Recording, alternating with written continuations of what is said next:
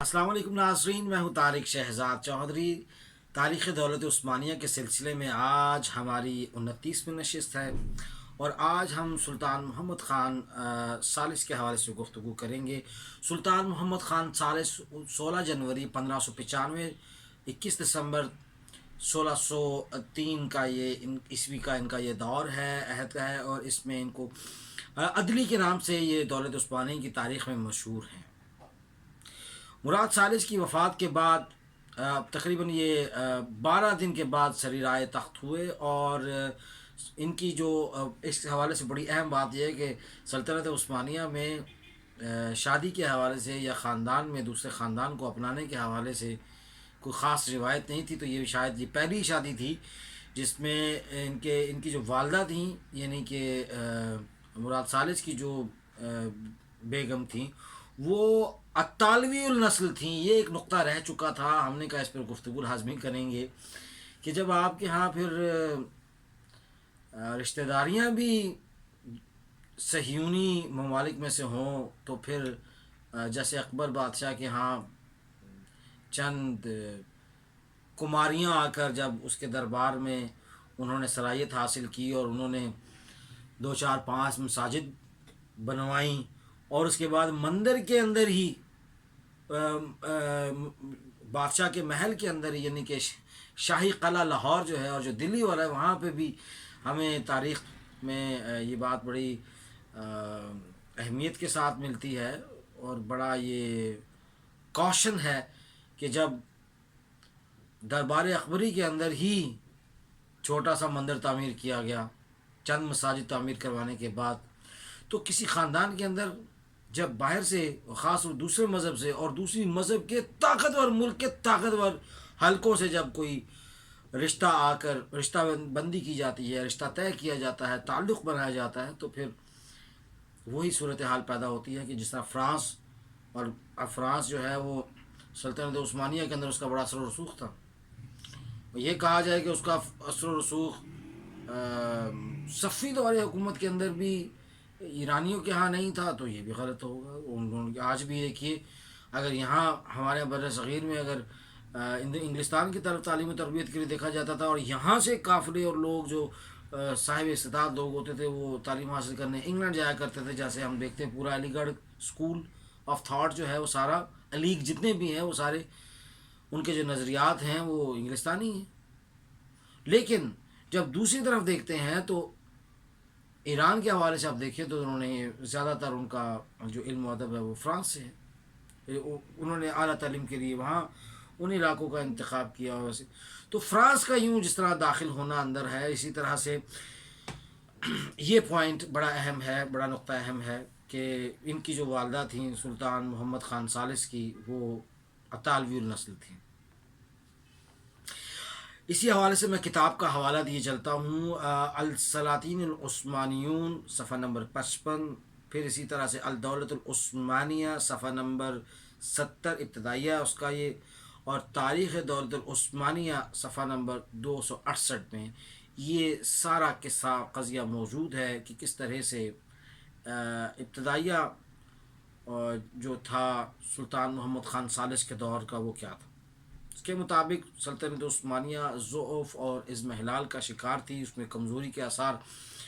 नुमायाँ हो रहे थे। सलीबी जो जंगें थी इधर, तो वो एक तो बावजूद इसके जंगें चल रही थी, ये कमज़ोरी थी, रियासत जो है उस तरह से अपने उरूज का ये दौर नहीं है, लेकिन एक तरफ जो है वो फिर भी जंग का झंडा लहरा रहा है। मुजाहिदाना सिफ़ात अभी बहुत कम हो चुकी है लेकिन कदरें मौजूद हैं। और सुल्तान मोहम्मद ख़ान सालिस ने इसकी जब वजह तलाश की तो मालूम हुआ कि इसकी असल वजह जो है वो हरबी पॉलिसी में ज़ोफ़ है, कमज़ोरी है, तरबियत नहीं है, जान नहीं मारी जा रही, मुशक्क़त नहीं उठाई जा रही, और नज़्म व नस्क़ जो है जिसको SOPs आज के दौर में कहते हैं उसका ख़्याल नहीं रखा जा रहा। और इन फ़ौजियों के अंदर ऐश व इशरत का गलबा आ चुका है और उमरा और जितने भी फ़ौज के आला अफसर हैं वो सारे ऐश व इशरत का शिकार हैं। ان کے اندر وہ جذبہ ایمانی نہیں ہے، اور نہ وہ قوت شہادت، ذوق شہادت ہے، نہ وہ قوت جہاد ہے۔ علماء، صحفاء، سالکین، صوفیاء اپنی جگہ پر موجود ہیں، لیکن بات پھر وہی ہے کہ جب تن آسانی کا دور آتا ہے تو پھر تن آسانی میں قیادت کا فقدان ہو جاتا ہے۔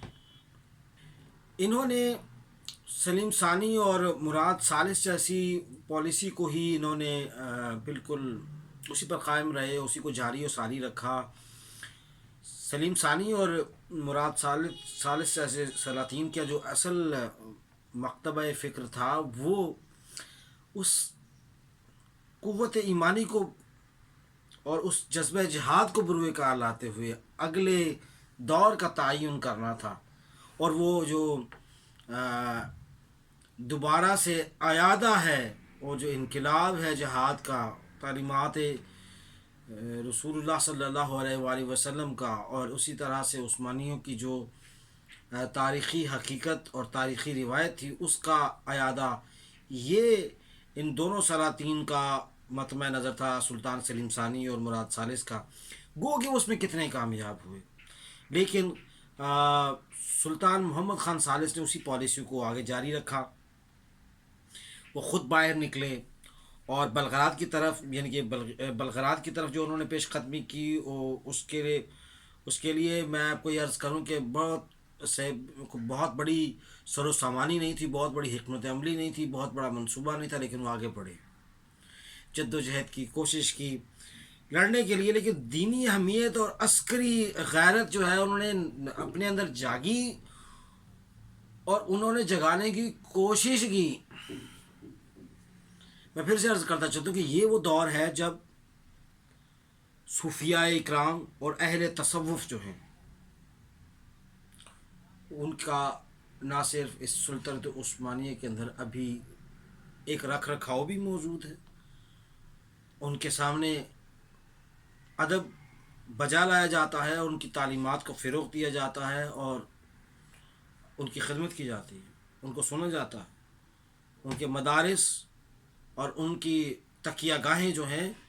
وہاں پر عارفین کے علاوہ بھی عام لوگ بھی آتے ہیں۔ تو یہ آج بھی ترکی کی روایت ہے کہ صوفیاء کی محفلیں جو ہیں وہ چلو کم ہی صحیح، بہت محدود پیمانے پر ہی صحیح، وہ ہلکے جو ہیں وہ ہیں، اور ہلکا بگوش ہوتے ہیں لوگ ان محفلوں میں سے۔ پھر اسی طرح سے ارالحسینہ کا جو قلعہ ہے بلغراد کا، یہ فتح ہوا جب یہ بلغراد کی طرف گئے، اور 1556 میں جو مسلمانوں نے سلیمان جو نہ کر سکا تھا، وہ ہنگری اور آسیز کے لشکروں کو جناب وہاں سے مار بھگایا، اور اس کے بعد پھر آگے وہ اور تاریخ جو ہے ہمیں بڑے عجیب سی شورشوں کا ذکر دیتی ہے، لیکن اس سے قبل یہ ہے کہ 26 اکتوبر جو 1556 کے بعد کی جو صورتحال ہے، اس میں جو لڑائیاں ہوتی رہی ہیں، جو ملازکت کا قلعہ جو ہے، جس طرح وہ سلطان عثمان اول جس کو ہم کہتے ہیں، تو کرولش عثمان کے بیٹے سلیمان بن عثمان نے جس طرح سے ملازکت والا حملہ کیا اور فتح حاصل کی، یہاں پر ایک یہ لڑائی ہمارے سامنے آتی ہے جو ہنگری اور آسیز کو بھگانے والی ہے۔ اس میں بڑی کم صلاحیت کے ساتھ بڑے لشکر کا سامنا ہوا، لیکن کیا جب آپ کے ہاں داخلی شورشیں ہوں، شورشیں یہ ہے کہ اپنے، جیسے ہم نے پچھلی نشست میں ذکر کیا تھا کہ اپنی فوج کا اعلیٰ ترین حصہ جس کو ہم پاکستان جیسی فوج کی SSG کہتے ہیں، تو ان کے ہاں وہ بغاوتیں کھڑی ہوئی ہیں۔ پھر قلعہ یازجی کی داخلی سازشیں تھیں، اور یہ ان کی قیادت کر رہا تھا قلعہ یازجی۔ پھر ایک اور بغاوت خیالہ کے ہاتھ میں تھی، خیالہ کی یہ جو بغاوت تھی، اس کو بھی انہوں نے کچلنے کی کوشش کی، پھر سلطان نے ان پر قابو پایا، یعنی فوجی نظام اندر سے کمزور تھا، ریاست کمزور تھی، تو کیا آپ لڑنے کے لیے کیا جائیں گے آپ؟ اور یہ آپ پہلے جو 7-8 سلطان سلاطین ہیں، ان کو آپ دیکھیں کہ کس طرح وہ کیا کرتے تھے کہ جب کوئی علاقہ فتح کرتے تھے تو اس علاقے کو فتح کرنے کے بعد آگے تعرض نہیں کرتے تھے، آگے نہیں بڑھتے تھے، بلکہ وہ رک جاتے تھے، رک کے فتح کیے گئے علاقے کے اندر سازشوں کو ختم کرتے تھے، وہاں پر مدارس قائم کرتے تھے، وہاں پر دینی تربیت کا اہتمام کرتے تھے تاکہ لوگ مسلمان و صوفیاء، علماء، اولیاء وہاں پھیل جاتے تھے۔ غریبوں کے لیے کھانے کا بندوبست ہوتا تھا، دسترخوان لگتے تھے، تربیت کا معاملہ ہوتا تھا، وہاں فوج کو اندر تک سرایت کرنے کا موقع اور وقت دیا جاتا تھا، جنگ میں مارے ہوئے لوگوں کو، زخمی لوگوں کا علاج کیا جاتا تھا۔ اور پھر اس کے علاوہ ایک اور بڑا مطلب اس کی تاریخ بڑی وضاحت کے ساتھ بتاتی ہے کہ وہ پہلے جو فتح کیے ہوئے علاقے وہاں پر اپنے پاؤں جماتے تھے، اپنی سرایت کرتے تھے، یہ نہیں کہ پچھلا چھوڑ اور آگے کی طرف اوڑ نہیں، وہ جو پہلے علاقہ تھا تاکہ وہاں جو نو مفتوح علاقے وہاں پر کوئی ایسی شورش نہ پیدا ہو، کوئی بغاوت پیدا نہ ہو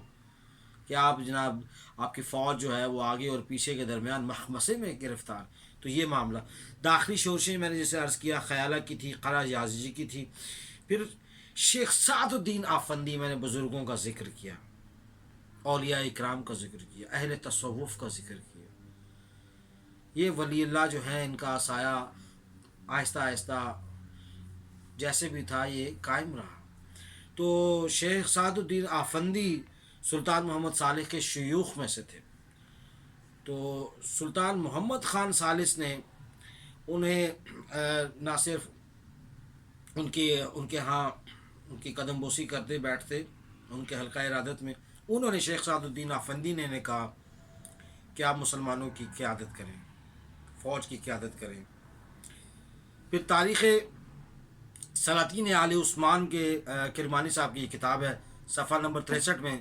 انہوں نے اس کے حوالے سے لکھا کہ قلعہ اقروی جو ہے، انہوں نے ان کو مشورہ دیا کہ جو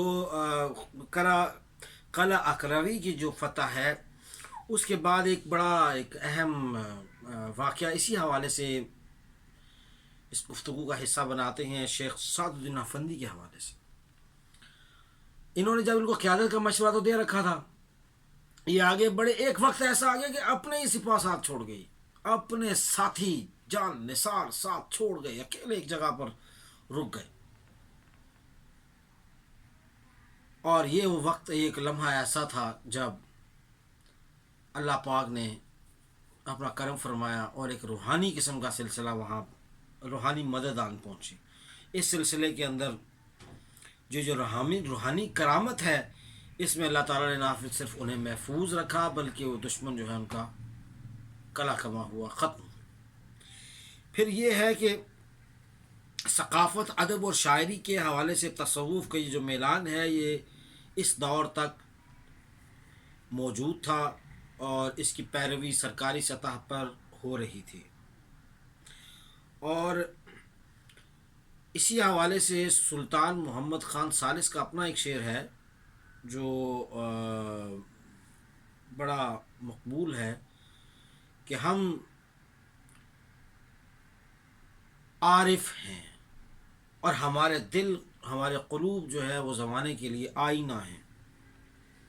ان کی وفات تک یہ سلسلہ جو ہے وہ چلتا رہا، بغاوتیں شورشیں کچلنے کے بعد یہ دنیا سے دار فانی سے کوچ کر گئے، لیکن عاشق رسول بڑے تھے۔ شیخ سعد الدین افندی کی اس میں تربیت کا بھی دخل ہے، اور میں سمجھتا ہوں کہ اتنی بڑی ادب کی بات ہے، سلطان محمد خان ثالث جب نبی کریم صلی اللہ علیہ وآلہ وسلم کا نام اعلیٰ اور نام نامی حضور کا ان کے سامنے لیا جاتا تو یہ اس وقت کھڑے ہو جاتے، اور چاہے وہ ان کے سامنے بیٹھے ہوئے لیا جاتا یا آواز ان کے کان میں پڑتی، تو یہ اس وقت ہمارے سلاطین کا یہ وتیرہ تھا سلطنت عثمانیہ کا کہ سلطان محمد خان ثالث کے سامنے اگر کوئی نام لیا جاتا تو اٹھ کر کھڑے ہو جاتے۔ یہ ساری بغاوتیں سرچشمہ زندگی کی رزمگاہ میں یہ مسائل اسی طرح چلتے رہے، 18 رجب بروز اتوار یہ دار فانی سے کوچ کر گئے. کوئی 12 ہجری بنتی ہے، ایک 10 و 12 ہجری بنتی ہے. اور اس میں اس مدت کے لیے 9 سال 2 ماہ اور 2 دن کا ان کا یہ دور خلافت ہے، اور 38 سال انہوں نے عمر پائی. اور ان 9 سالوں کے اندر جو انہوں نے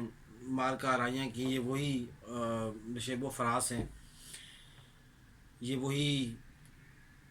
پریشانیوں، علائم اور مصائب کا دور ہے کہ شورشیں ہیں، اندرونی بھی بیرونی بھی، اور بہت سارے مسائل ہیں. انشاءاللہ اپنی آئندہ آنے والی قسط یعنی قسط نمبر 30 کے ساتھ آپ کی خدمت میں دوبارہ حاضر ہوں گے. تب تک کے لیے اجازت دیجیے. اللہ حافظ.